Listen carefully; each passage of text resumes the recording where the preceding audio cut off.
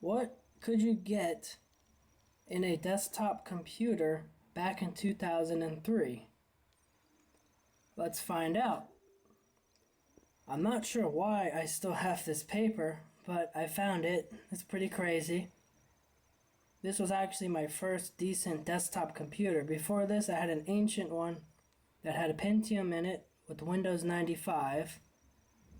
And even way back then, I think around 2000 when I had the computer, it was pretty much useless. This was the order date. Came with the wonderful UPS.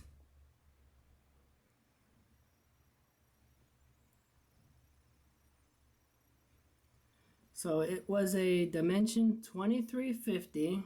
Wasn't the best top of the line desktop back then. Came with a single core Intel Celeron processor, 2.2 gigahertz. And it came with a beefy 256 megabytes of RAM.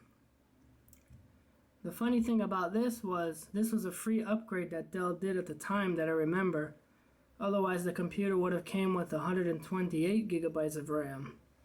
That's peanuts compared to the RAM that's in computers now.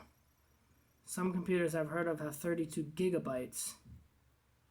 The average is around 8 gigabytes nowadays. Then it came with a keyboard, blah blah blah. Then it came with the old CRT monitor, integrated Intel graphics, which were junk back then. The Intel graphics are much better nowadays. A 60 gigabyte hard drive, 7200 RPMs, that hasn't really changed. Except now we have the SSDs as well. So I'm sure eventually the mechanical hard drives will be phased out. And also, this was an upgrade. It was supposed to come with a 30 gigabyte hard drive, which was half of this. But paid a little extra and I got the 60 gigabyte. Came with a floppy drive. Try to find that now in a brand new PC. Windows XP Home Edition. Dell backup CDs with the applications. That was real handy. As far as I know, the Dell PCs don't come with the discs anymore when you have to reinstall stuff, which sucks. So I'm not sure how they do that now. It came with the old-fashioned ball mouse, no laser mouse. I'm not even sure if they were out yet. I think they came out a few years later, and I actually had one with this PC that I bought. Integrated audio. The speakers that came with were actually decent, but they didn't have any subwoofers, so there was no bass. McAfee, I don't even remember if I used that stuff. Dell Picture Studio, I probably didn't really use that either. Funny, it came with AOL 8.0. I don't know if anybody remembers that watching this. I'm sure some of you do. I think I actually still have a sealed AOL disk. I never opened it. I have it somewhere. I just kind of saved it as a novelty since AOL disappeared. It's kind of a nice little relic from the past to have.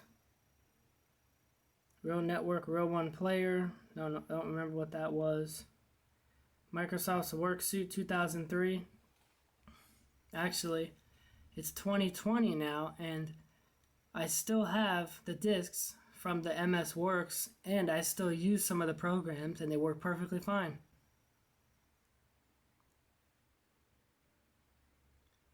No warranty, the 1-year warranty. And I don't remember exactly. I got this computer in 2003. I think I finally got rid of it in 2012. And if I remember right, it's actually still worked. I just got rid of it because it couldn't keep up anymore with only the single core CPU. And I upgraded the CPU and I upgraded the RAM to 2 gigabytes, which was the max in that PC. And I upgraded the CPU to several better Celeron versions. And then when I found a cheaper Pentium 4, I tried that. I had a Pentium 4 2.8 gigahertz was the maximum it would support. And it didn't really help. So I just got rid of it because it was too slow. I think I just threw it in the garbage. If you liked the video, give it a thumbs up so that YouTube will show it to others. And that's pretty much it. So I just thought that'd be pretty cool you guys to see. Maybe some of you are too young and don't even know what kind of computers that we had back then. Because now they have some computers, I think I heard of some that have like 32 cores in them. And the average now has at least a quad core. They even have octa-core, 8 cores, and a cell phone, which is crazy. Like my cell phone is more powerful than this PC here, and it's actually more powerful than my desktop, because my desktop's a quad core. And my phone is an octa-core, has 8 cores. Thanks for watching. Don't forget to subscribe. Click the notification bell, and if you have any suggestions for future videos, leave a comment.